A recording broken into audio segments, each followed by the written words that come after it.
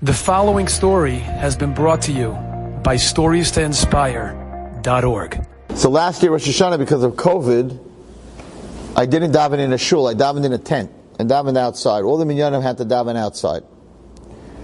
The chazan who davened for the Amid, and he davened Yom Kippur also, which is Musaf. He davened Musaf, which is like 4 hours, 3 hours, is 96 years old.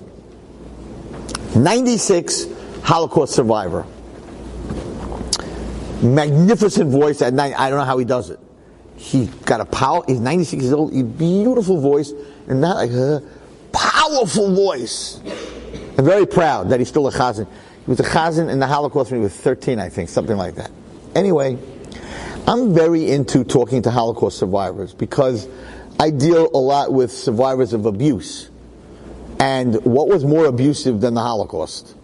So I like to pick their brains to understand, like, how did you guys make it? Like, how did you go through that trauma and make it? And did you like Hashem? Did you have a relationship with Hashem? Were you angry at Hashem? Did you question Hashem? Because the kids that go through trauma, they get angry at Hashem, they question Hashem. So if I could pick their brains and figure out how they did it, then I could give advice to kids who are going through the same thing. So I'm very into talking to Holocaust survivors. He's a Holocaust survivor.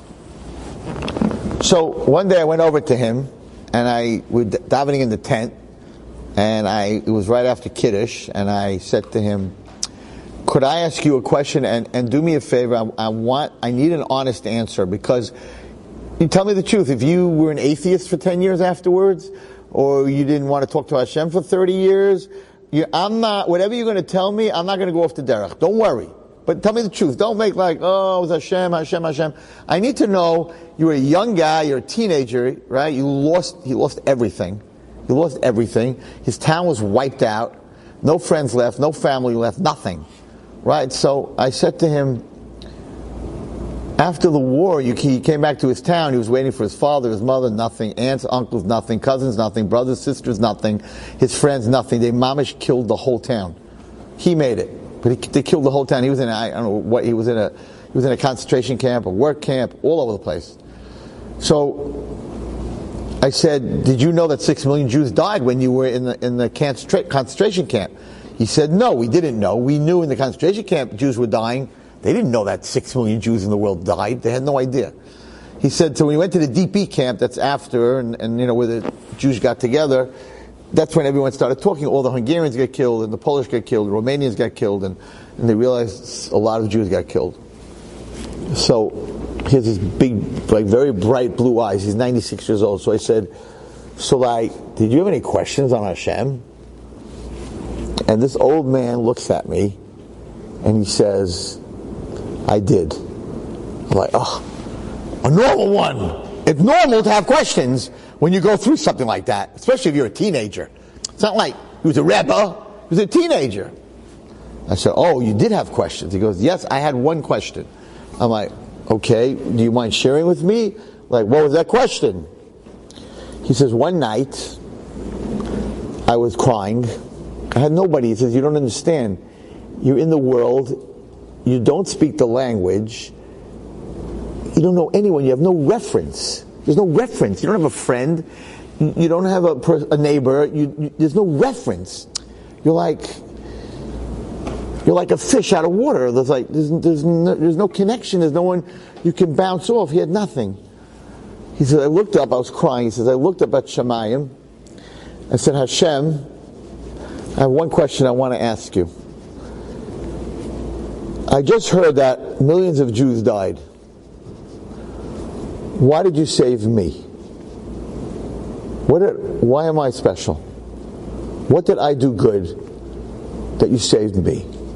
Not why did 5 million Jews die? How could you do this, Hashem? You're evil, you're mean. No, that wasn't his question. Hashem does what he does, and I don't know what he does, but I'm a nobody. Why did you save me?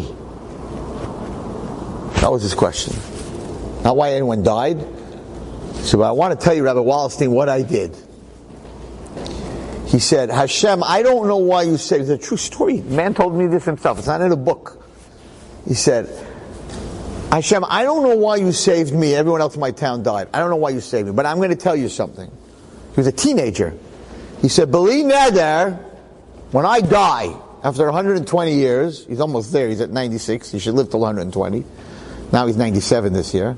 He says, when I come to Shemayim, I'm going to have proven to you that you made a good choice. That's what he said. I'm going to prove to you that he made a good choice. Rabbi Wallerstein, you heard me daven today for the Ahmed? He made a good choice, no? I'm a good Baal Tefillah, no? And my grandchildren's in Brisk, and the other one's a Rav, and the other one's a doctor, and he starts telling me about, he's got Kenai Nahara, great-great-grandchildren, and he goes through the whole list, and he goes, Hashem made a good choice. I made up my mind as a teenager, I'm not going to waste the choice that Hashem made. Do you understand? He came through this trauma, and all he's looking at back is not his trauma, but that I got out alive in one piece. I'm going to prove to you that you made a good choice. I'm going to be a survivor. I'm not going to be a victim. I'm going to be a victor, and that, girls, is a choice that everyone has. Enjoyed this story? Come again. Bring a friend. StoriesToInspire.org